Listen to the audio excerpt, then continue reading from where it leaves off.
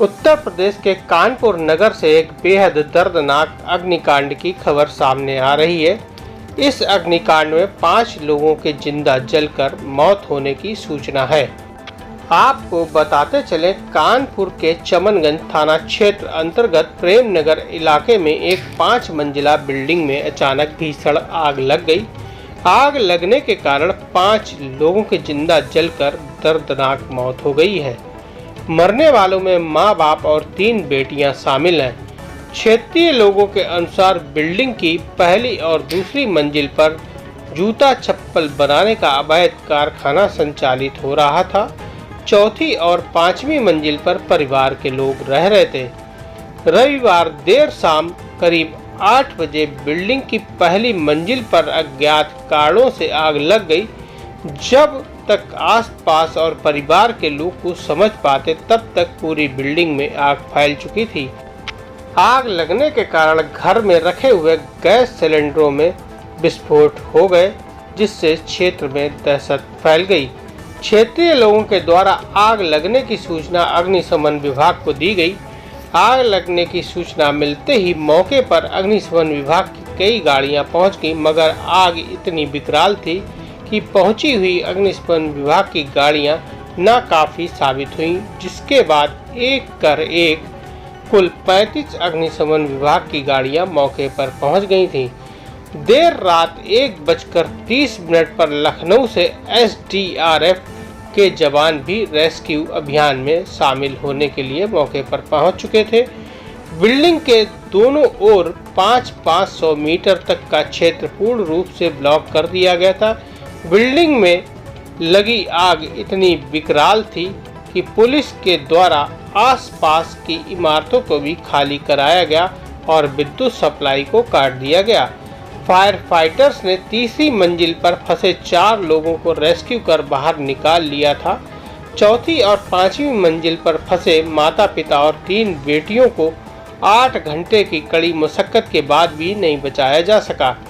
रात 3 बजे अग्निशमन विभाग के कर्मियों के द्वारा 5 लोगों के जले हुए शवों को बाहर निकाला गया।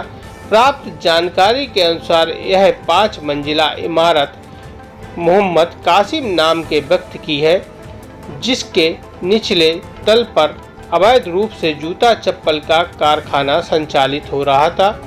बिल्डिंग की ऊपरी दोनों मंजिलों में कासिम और उसका परिवार रह रहा था।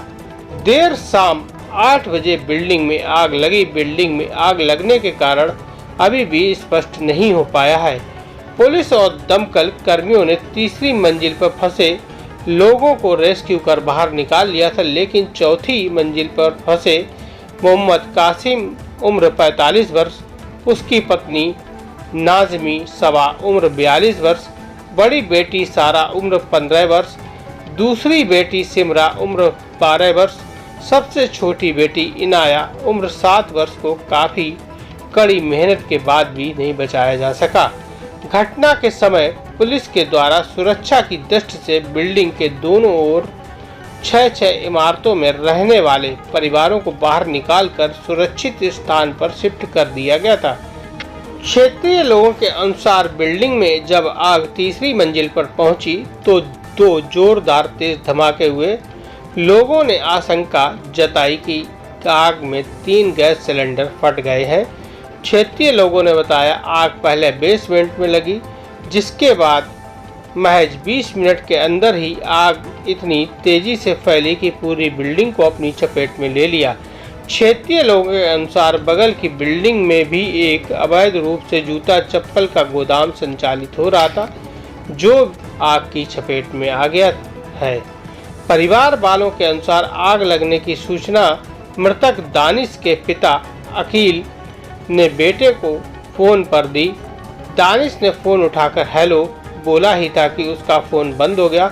पड़ोस के लोगों का कहना है कि आग लगने के दौरान दानिश एक बार नीचे उतरकर आया था, लेकिन जिसके बाद वह दोबारा घर के ऊपर भागा। फिर आग ने पूरी बिल्डिंग को अपनी चपेट में ले लिया, जिसके बाद वह नीचे नहीं उतर पाया।